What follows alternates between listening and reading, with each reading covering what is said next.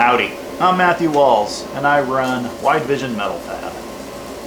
And this is my review of the VEVOR Large Window Auto Darkening Helmet.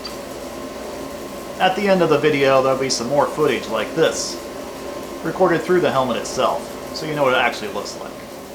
In the past few weeks, I've actually gotten several emails of people asking me what is the welding helmet that I would recommend, and I have a few answers for them. And then of course, every once in a while someone wants to know what is a budget welding helmet that I would recommend, and that I have no answer for. So I was looking through VEVOR stuff the other day and realized they actually make a $60, as of making this video, it's a $60 welding helmet, which is really, really cheap. So I reached out to them and said, hey, I think I need to do a video on this so I can tell people whether or not this welding helmet is any good. And they sent it out to me. The box is definitely dinged up. We'll see if the welding helmet inside is any good.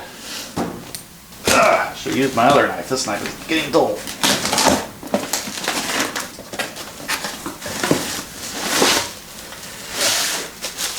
Ah, yeah.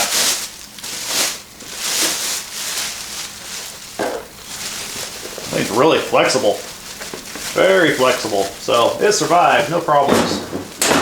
There's that. Some extra lenses. Oh yeah. This thing also comes with some camera mounting stuff on it, so you can mount your camera to the helmet. And the headband is laying down in there. So, alright. Well, I'll get to work assembling all this, and we'll see if this helmet for $60 is any good. That pops off. Gotta remove this front film. There we go.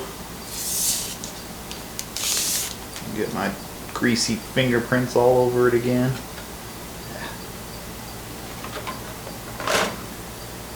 I would say this is all standard sized screens and stuff in here, so nothing looks like they had it specially made for it, so everything looks replaceable.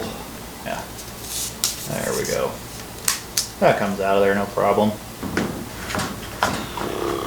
Alright, so this actually disengages out of here really easy. Just two tabs up there, slides down. They got this neat little locking bar down here that I think I actually like. It's better than some of the other helmets I've used. Start. Yeah, I can set that down like that. They got a nice lip on it here, so I can set it down like that and not worry about it. It looks like this piece just pops into there.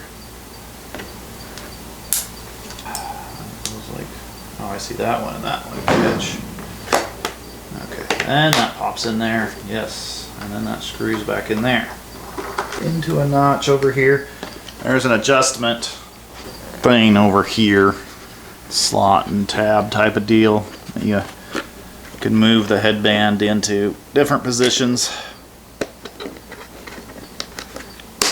There you go. And this headband actually goes back and forth. So you push this button here, and then this slides back and forth so that gets it away from your face or closer to your face. Put it on my head and start adjusting things. That's actually a really comfortable. That surprises me. So I need to make a little adjustment there. So it's got this thing on the back of the head here that actually grips. See this whole area right here? That actually fits over like the bump of the back of my skull really nice. And it's all rubbery and flexible. That actually feels really good. That actually surprises me how comfortable the headband is. I gotta say that. So just to give you a quick point of reference as to what I'm comparing this VEVOR helmet to. I used to be a big Huntsman fan, which is this style. You know, pretty simple headgear in there. But I used Huntsman for years and years and years. And they were my favorite brand for a very long time. So I got my first Huntsman in probably 90 or 91. I started welding in 1990, and I think I used my grandpa's helmet, which was, I have no idea what his helmet was, but it was old.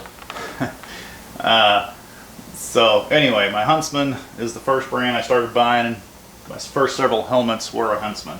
That's what I'm saying. And then I decided to switch brands and upgrade my helmet a little bit, so I went with a Lincoln helmet, and I have to say this is the biggest piece of junk that I've ever bought in my life. I only used it for a few weeks and went out and replaced it with the Jackson helmet, and the Jackson helmet was pretty darn good. And then since 2019 I've been rocking the Harbor Freight Vulcan helmet, which is a pretty decent helmet. Been pretty happy with it. So I'm comparing this VEVOR helmet to all the helmets I've owned since about 1990. So got a few years under my belt of buying helmets. Alright, so now that I've talked about that, let's actually see what this helmet does. Let's try using it and see if it actually turns on and off and actually gives me some visibility. That's what I'm really curious about. Okay, I've got this shelf here. You can't quite see what it is. It's a cowl. A couple shelves on it that we building for a customer. And this is going to literally be my very first welds with this helmet. So I pretty much got everything set. I'm like right in the middle on the helmet. So, you know, because there's the delay and the sensitivity. Shade I got set to 10 though. I don't know what other settings are up there. But anyway, kind of in the middle where I'm starting off. So we'll see if I can even see anything. Pretty good visibility. Pretty good visibility with the helmet down. And hopefully it doesn't blind me when I weld.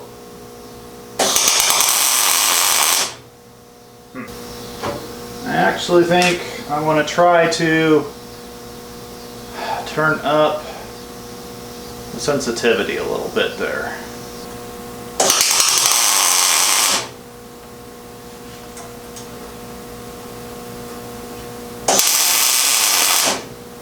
Alright. It's kind of dangerous to do your first welds on a customer's project with a brand new helmet, but my first impressions, I was quite good actually. I'm gonna flip this thing over and weld back here. So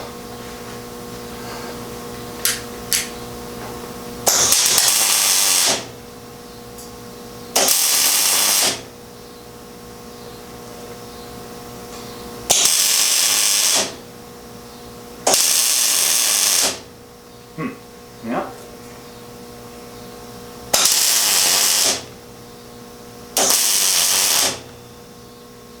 Well, of course, it's a brand new lens, so it's not all scratched up, it's not all dirty.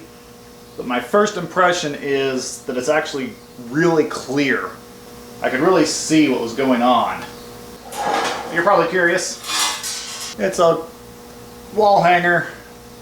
It's for shot glasses. That's what that kind of turned out to look like.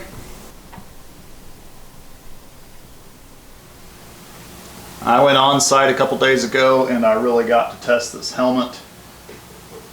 It was out in the field and it was a job in which I was laying on my back for pretty much the entire thing. I had to do welding up on the underside of the tongue of a seed drill. I was really happy with this headgear and the way it fits onto your head and will actually stay put. I didn't have any trouble with the sensor seeing the sun during that day. The sensor to go dark is actually hidden back up in there a ways, and I think that works pretty good when you're outside. And I really can't think of a better test than going out in that field, being in the dust, laying on my back, working on the bottom side of a piece of equipment. It doesn't really get much worse as far as conditions go than that. And this helmet passed that test with flying colors. But now that I'm back from that and here in the garage, I'm going to set this welding helmet up, put my GoPro inside here so you can see through the lens and see what it looks like to look through this helmet. We'll end the video here with showing some plasma cutting, some stick welding, and some flux core wire welding. And I really want you to notice that this lens is almost clear.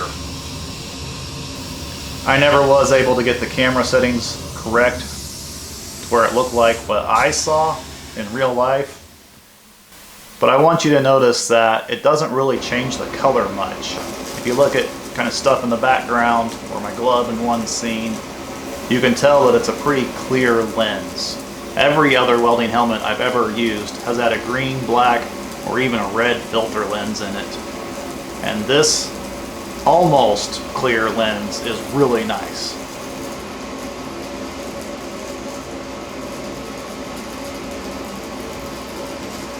Overall, this is a really, really good helmet. I cannot believe that this thing is set at a $60 price point. If you're interested in buying one, there will be a link for you to follow in the description below, and even a discount code down there. If you found this review helpful, please hit the like button down below. It really helps the algorithm and helps me out a lot. Thanks for watching, everybody.